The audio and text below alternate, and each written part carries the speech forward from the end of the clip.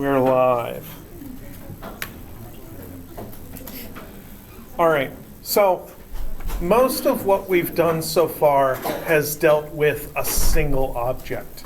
And occasionally we had cases in our kinematics where we had more than one object, like that police chase example. For the bag? Yeah.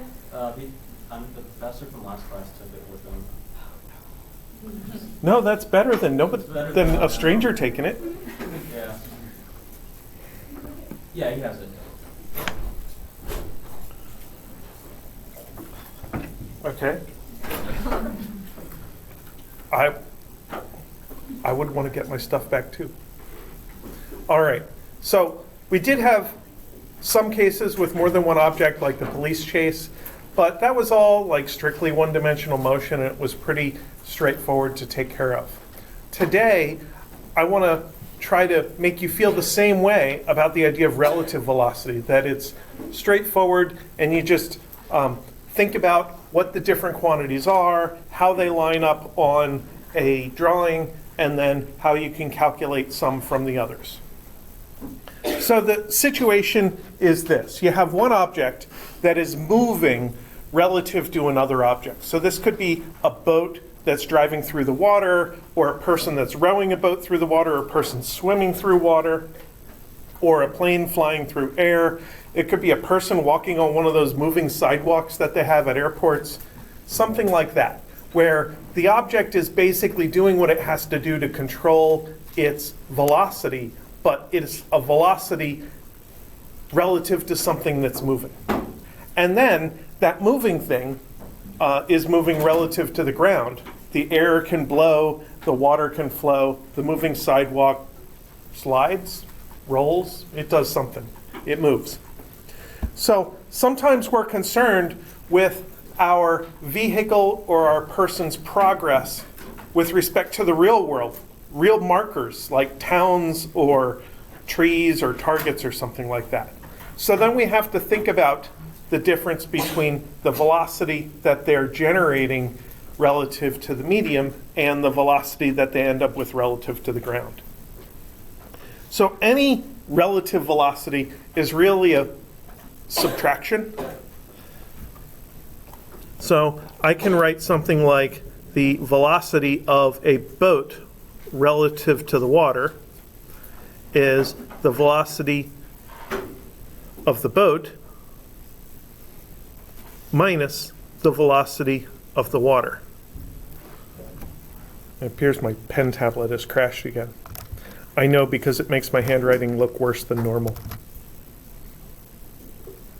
All right, here it goes. So that's the version of the equation that looks like subtraction.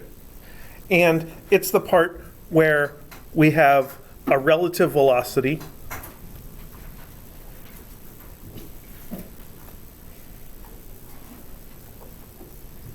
expressed as a difference of ground velocities. So we could care about the boat's velocity relative to where the, I don't know, where the mooring stations are, where the fishing holes are, or whatever.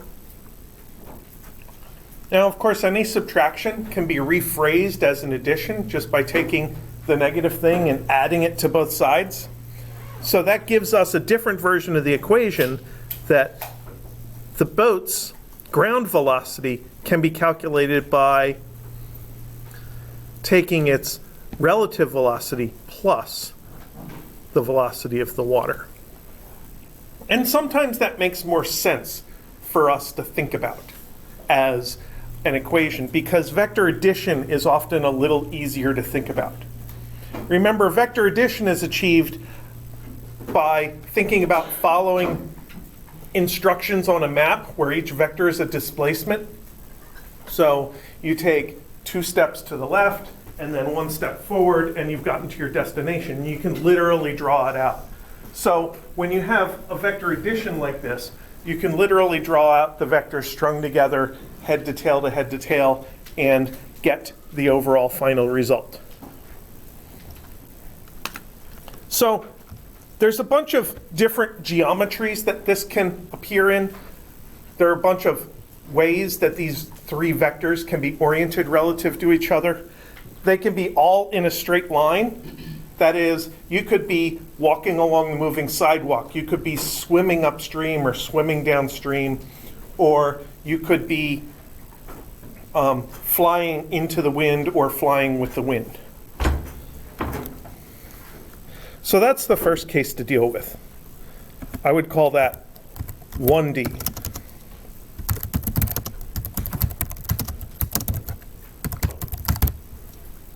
Moving upstream or downstream? Downstream, yeah. So most of my drawings are going to involve a river because that's the easiest case to visualize. Most of us have at some point stood next to a river or a creek or something and watched the water flow by. So you know about seeing leaves or sticks floating through the water, and you know about standing on the ground and seeing the fixed ground with the moving water. So I'm going to set this up with a flow of V water is equal to, let's say, 3 meters per second. And if I put my little rowboat in the water and set it up so V boat relative to the water is equal to 4 meters per second, then you can probably guess what's going to happen.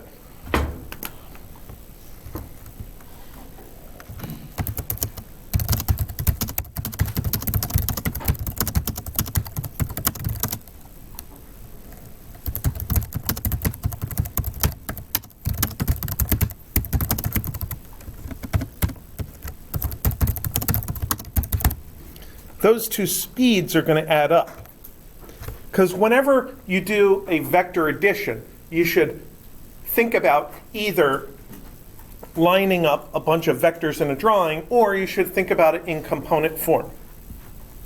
So when we do V boat x direction, that would be V boat water x direction plus V water x direction, which is 4 meters per second plus 3 meters per second equals 7 meters per second.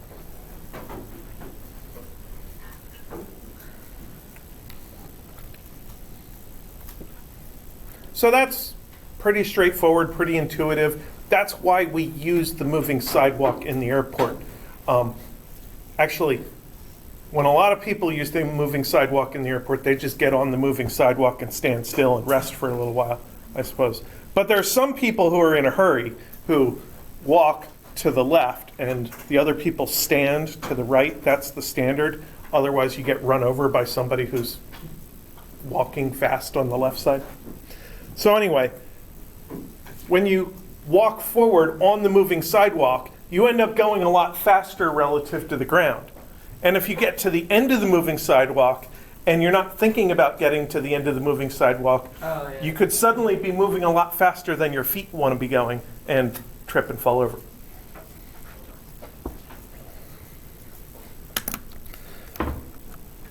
So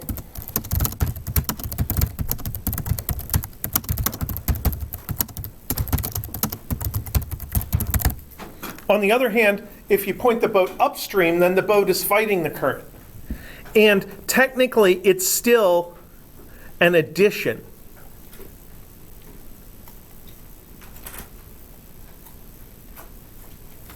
Of x components. But if I turn the boat around and go the other way, it's now a minus 4 meters per second plus 3 meters per second. And that is minus 1 meter per second.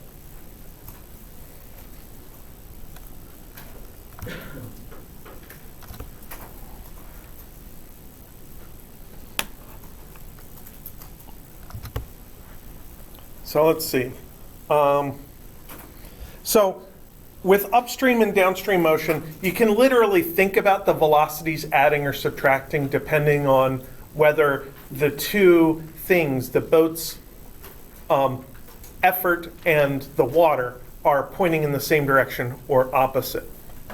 Now, just because the velocities, or just because the speeds add and subtract, that doesn't mean the times do the same thing.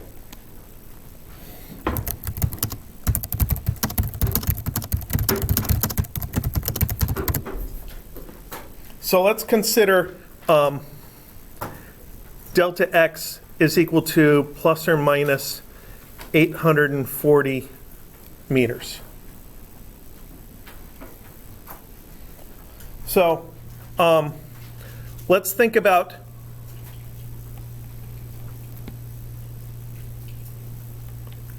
the water flow.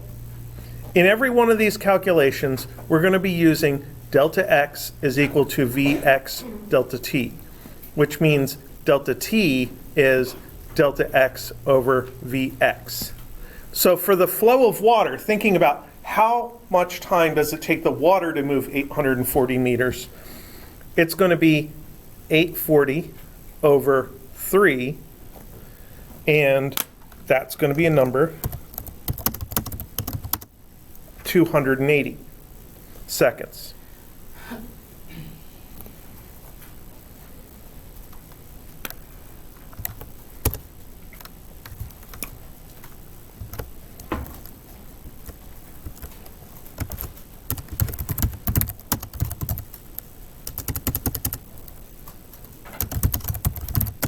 Let's say we could walk on the ground at that 4 meters per second travel speed that the boat can go. Then we would do delta t is 840 over 4 is equal to 210 seconds.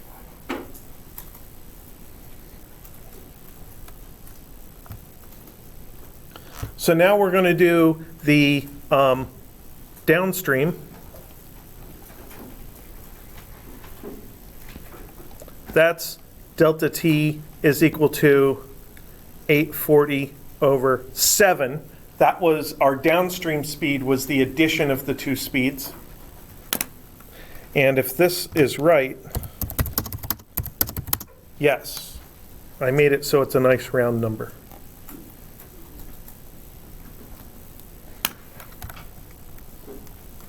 That right there is why I picked 840 seconds, so I could divide by 7 there. And then upstream, our delta t is 840 over 1, taking the absolute value of the top and bottom of the fraction, because I'm trying to think about progress. That is 840.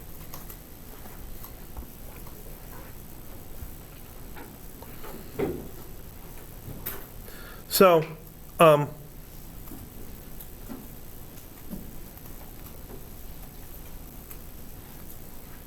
if we think about how the speeds and time are related to each other, the water was 3, which got, what did it come out to? 280.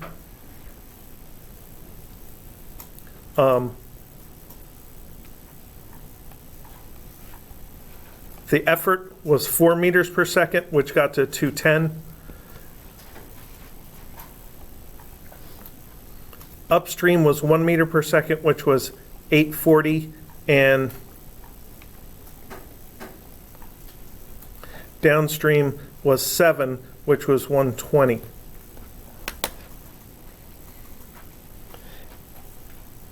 And you can see that halfway in between the upstream speed and the downstream speed is the water speed, because it's the effort that we kind of turned around and went the other way with. And then the time of the effort, or even the time of the water, is not halfway in between these two times. Halfway in between these two times is add them up and divide by 2. So if I add them up, that's 960, and divide by 2, that's 400 and something. So if you did both of these things, if you went upstream and then downstream, then you would have a somewhat more complicated calculation. You'd have to take total distance and total time, which are things you can add up. You wouldn't be able to use the idea of our constant acceleration equation because we don't have constant acceleration here. So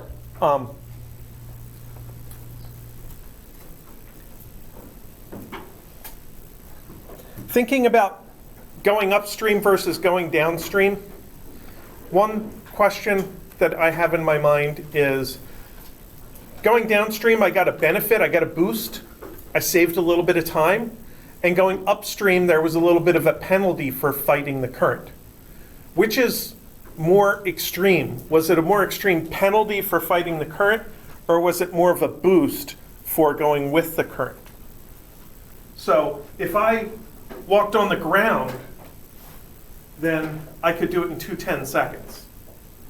My boost was only 90 seconds for going downstream, but my penalty was 600 and something seconds for going upstream.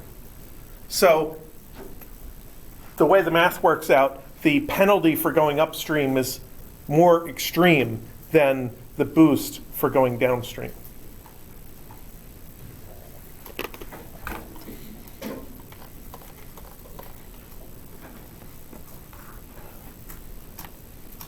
So that's kind of all there is to the case where your vehicle goes directly in line with the current. So now we have to get to the two-dimensional situations. And that's why we saved this unit for after we've talked about vectors and stuff like that.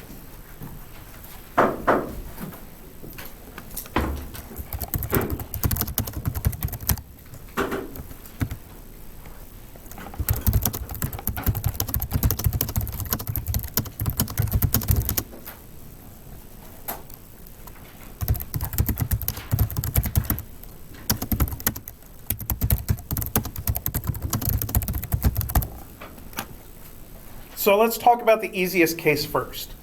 So we're going to have our stream here, like this, and the current in the stream. So I represent that as a bunch of arrows with V water equals, say, 3 meters per second. And I'm going to put this boat in the water and point it that way. So this is V boat relative to water is 4 meters per second.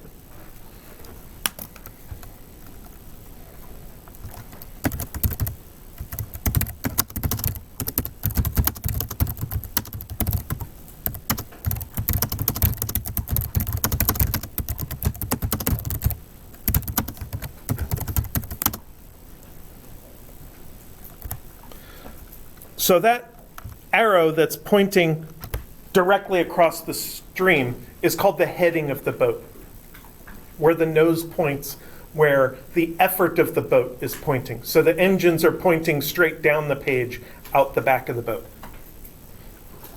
But imagine this boat going across the stream. For every 4 meters it goes across the stream, it's going to get swept 3 meters downstream by the current. So the actual path of the boat is going to be a diagonal. So I'm going to draw that into place, the actual diagonal path.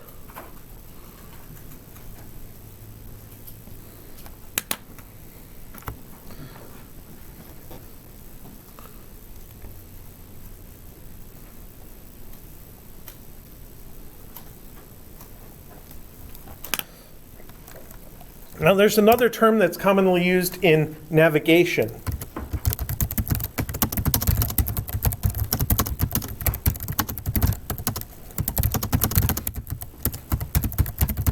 And the other term is bearing.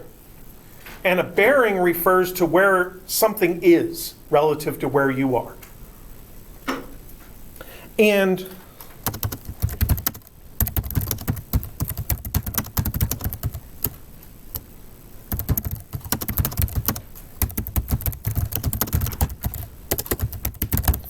The thing that points in that direction, the direction called the bearing, is the ground velocity. Because the red line is traced on a map relative to the ground. And it's the ground velocity that carries the vehicle across the map. So there's another arrow here, kind of like that, which is V boat. And if we do a little separate vector diagram for these two things, it would look like this. Here's my velocity xy axes. Here's my, oops, I like to draw my vectors a different color from the axes to make them stand out. There's my VBW. Here's my VW. And here is my VB.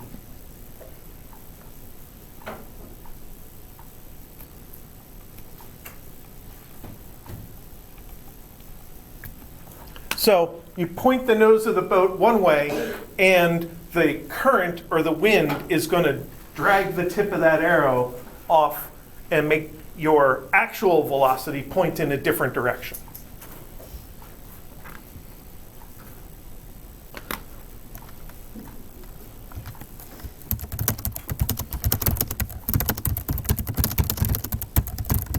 So then, what if I want to know how fast we're going relative to the ground? So then, I would want to think about the fact that my boat velocity is the addition of the engine velocity in the direction of the heading, plus the water velocity in the direction of the current. And if I'm going to do vector addition, I should do it in component form.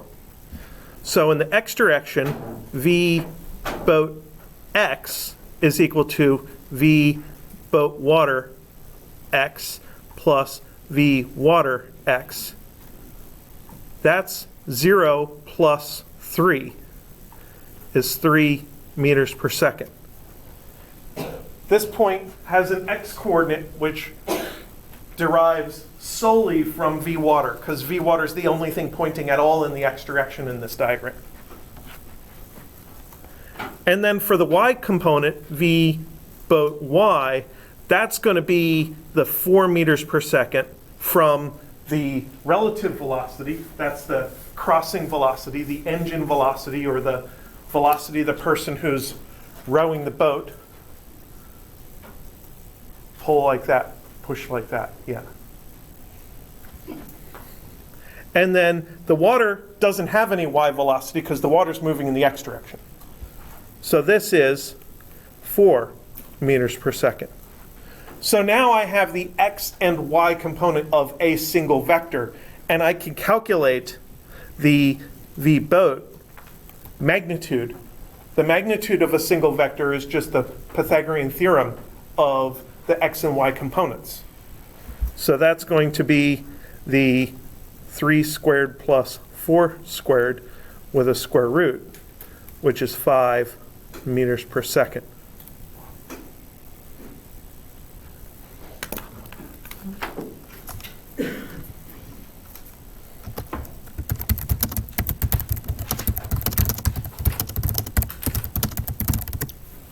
And then the other thing we could ask ourselves is, what direction does the boat end up going?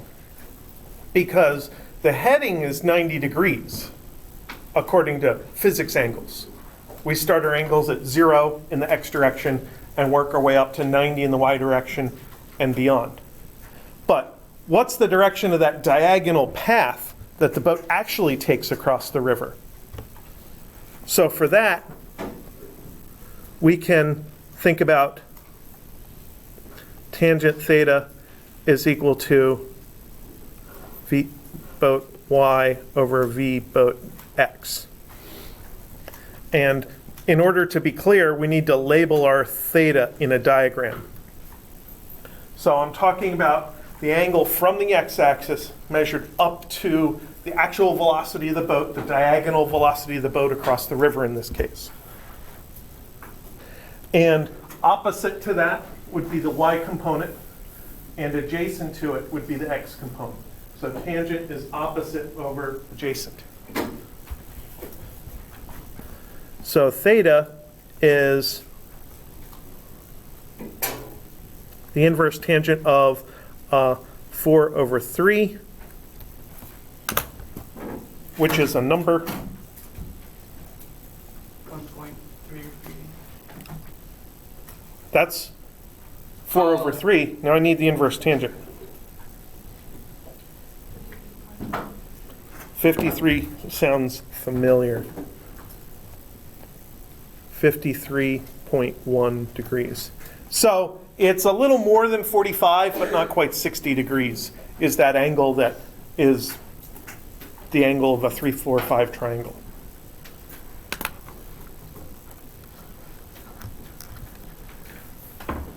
So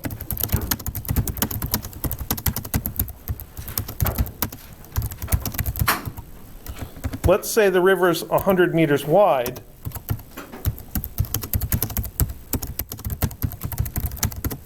How far downstream does this boat end up getting swept?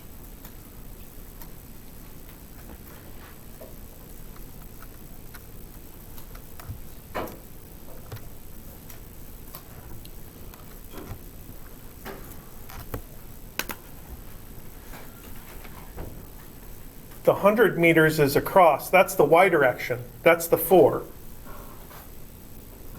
So then it's 4 parts. That's 25 each part. So the x direction is 3 parts, 75 meters downstream.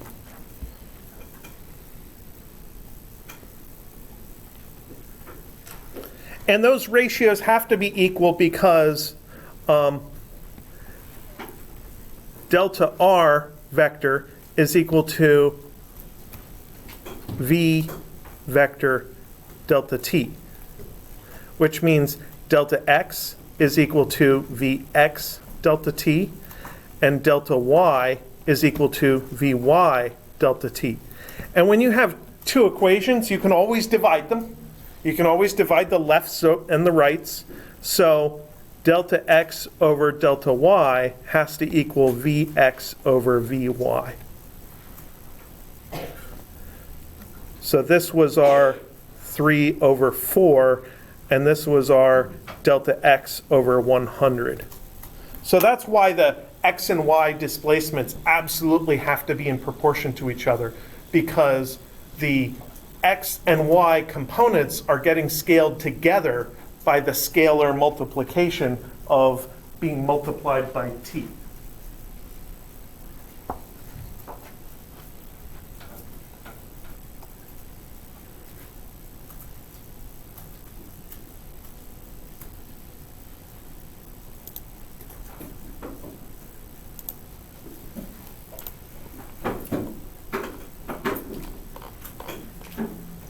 So that was one case. What if we don't want to get swept downstream? What if we want to go straight across?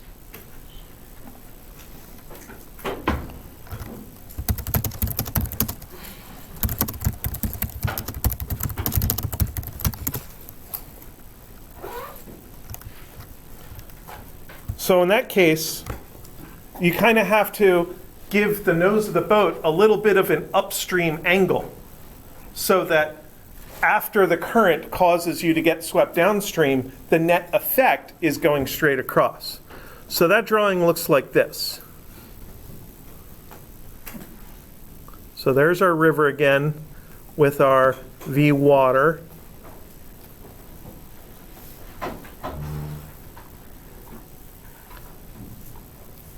And here's our boat, and we want it to go straight across, but we have to angle it upstream a bit, so that by the time we add that downstream drift, the net is straight across. So this is my VBW equals 4.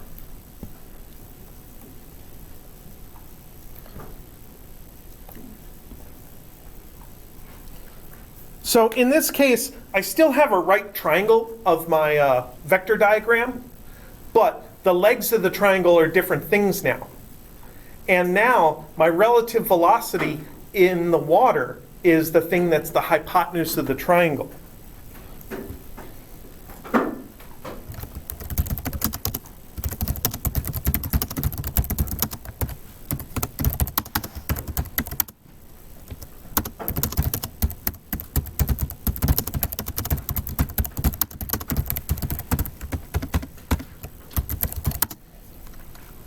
So it's that relative velocity now that's the hypotenuse. And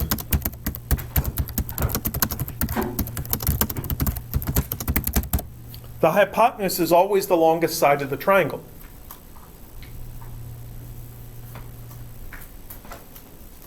So then,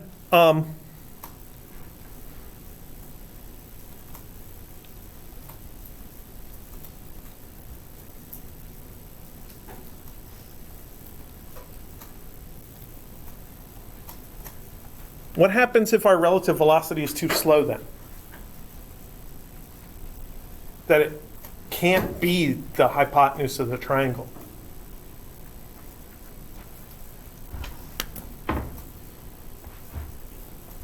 Then that drawing doesn't work. Then you can't make it so that your dashed line goes straight across the river. So no matter what you do in that case, you end up getting swept downstream at least a little bit.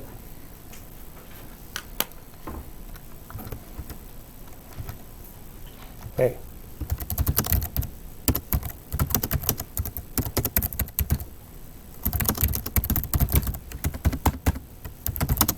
So then if, for example, you're caught in a current, out in the Gulf of Mexico here, we have rip currents or rip tides once in a while.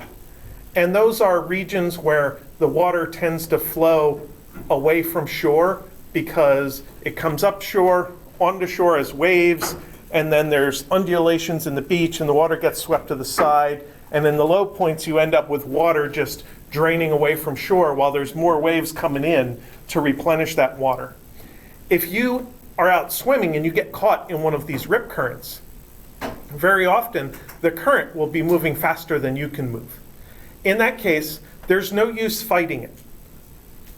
The recommendation is to swim perpendicular to the current, which will still cause you to get swept further away from the shore for a brief time, but at least you'll get out of the current in a few seconds, in 15 or 20 seconds of swimming.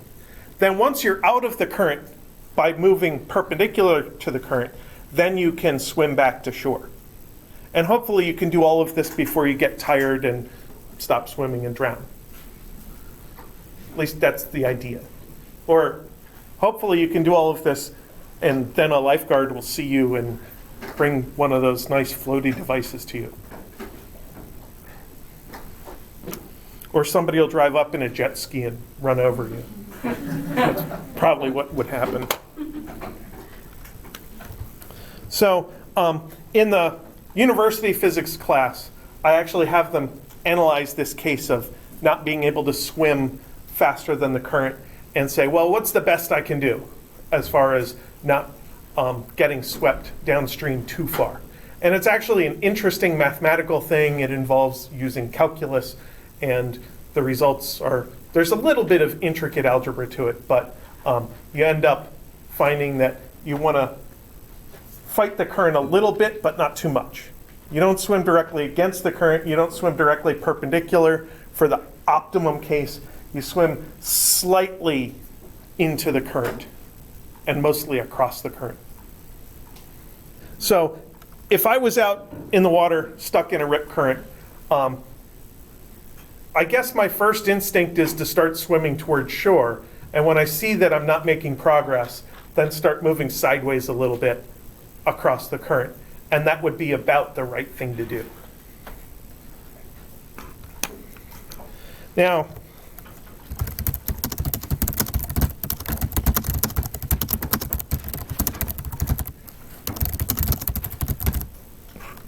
let's get back to the case we had where the boat actually is faster than the current, not the what-if case. So we're back to the drawing. So now we have a case where the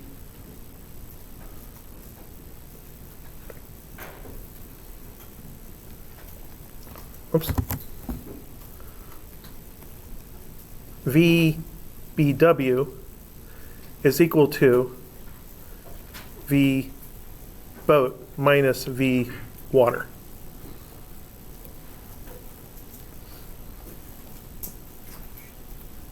So what I'm going to do to be able to think about this better is I'm going to put this in the subtraction form of the equation so that all of the vertical and horizontal vectors are on the right-hand side, and then the only diagonal vector is off by itself on the left. Because then I can say that VBWX is 0 minus V water X, which is minus plus 3. Yeah, it's just minus 3 meters per second. So that's representing the idea that that red vector, this VBW vector, is diagonally to the left. And then VBWY is just equal to VBY minus 0 equals VBY.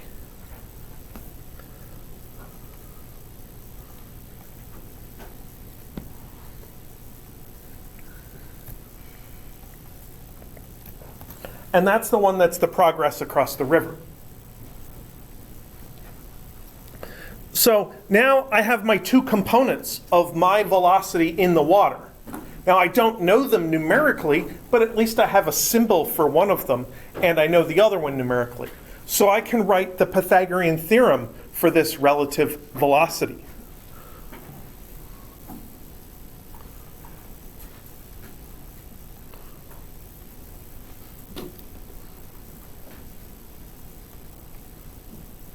So the relative velocity for magnitude is VBW, no x or y, squared equals VBWX squared plus VBWY squared. So no matter how complicated the name of something is, I can take its x component squared plus its y component squared, and that should produce its magnitude squared. And here, this is the 4 squared. This is unknown. No, this is 3. And this is unknown. So it's just like doing the Pythagorean theorem, but trying to solve for one of the legs. So this is 16 minus 9 equals VBWY squared. 16 minus 9 is 7. So square root of 7 is equal to VBWY is a number.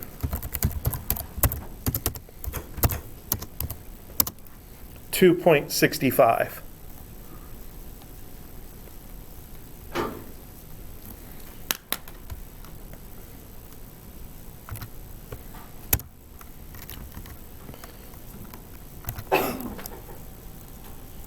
So the 4 meter per second boat fighting a 3 meter per second current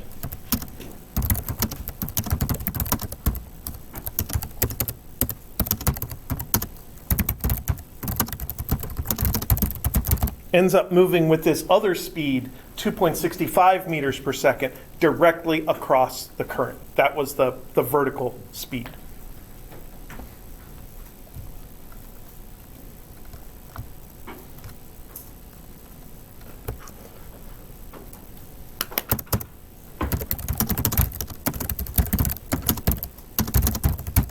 So then, the one more thing that we can ask is, what's the angle? What's the heading of this boat?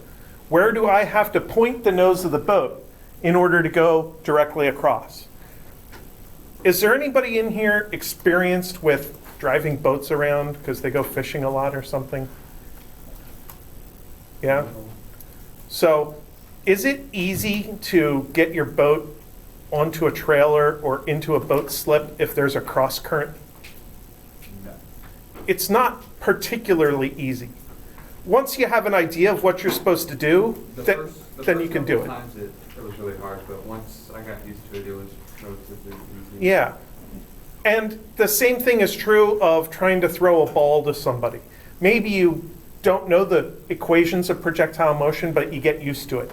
And the same thing is true for driving a boat or driving your car around. You get used to how your car behaves. So this is a calculation, a prediction of where do I have to point the nose of the boat. That is, what direction is VBW with respect to, and I'm going to make it with respect to the vector current direction. Very often in thinking about air and water currents, we talk about the direction the current is coming from. If you listen to the weather forecast and they say we have a northerly wind, it means the wind is coming out of the north. And they say that because that's more relevant to us. We don't usually care where the air goes because once it gets past us, we're kind of done with it. We care where the air came from. So if there's a northerly wind around here in the temperate northern regions, a northerly wind tends to have cooler air because it's coming from the north. So here, I'm going to do the physicist thing instead, and we have this V water, which is in the x direction, and I want to know the angle relative to that. So then, what I'm going to do is I'm going to calculate this angle here. I'm going to call it phi, and I'll use it to determine this angle over here, theta. So when I go to calculate this angle phi with the vertical line through it, my adjacent is the x component, 3 meters per second. My opposite is the y component, which is 2.65 meters per second, and the hypotenuse is the diagonal, which is 4 meters per second. Now, if I know all 3 legs of the triangle already, I can use any trig function I want to try to calculate the angle. I get my choice. So which one do I want to use? Tangent? Because we always use tangent to find angles. That's fine. We can do that. So tangent phi is TOA, opposite over adjacent, which is 2.65 over 3. So phi is equal to the inverse tangent. The thing I called a tan is also called tan minus 1, like that. 2.65 over 3, which is an angle. If I drew it right, that angle should be a little less than 45. 2.65 over 3, 41.5.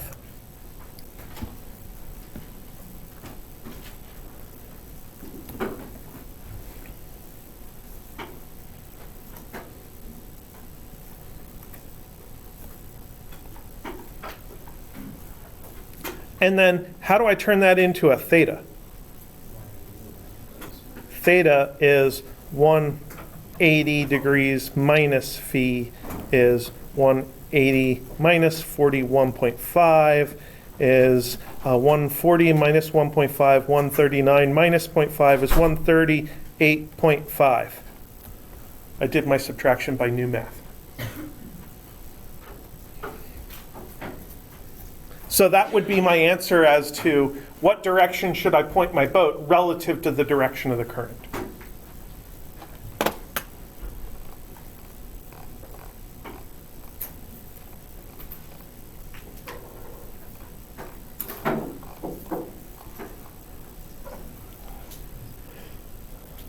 Any questions about that?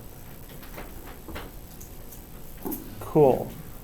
Well, there isn't all that much more to say about relative velocity. I only really have the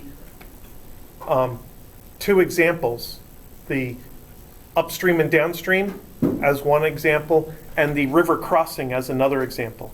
And just remember, in river crossing, there's two versions of it.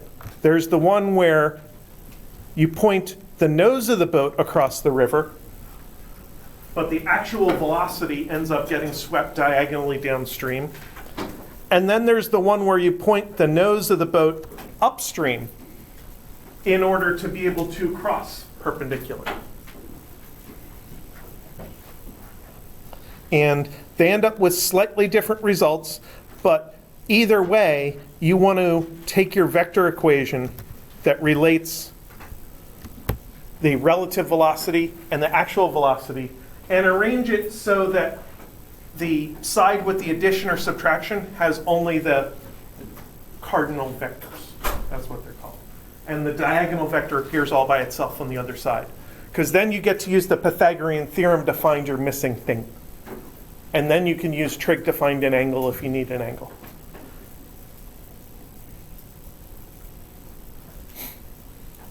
Does anybody have any questions for me?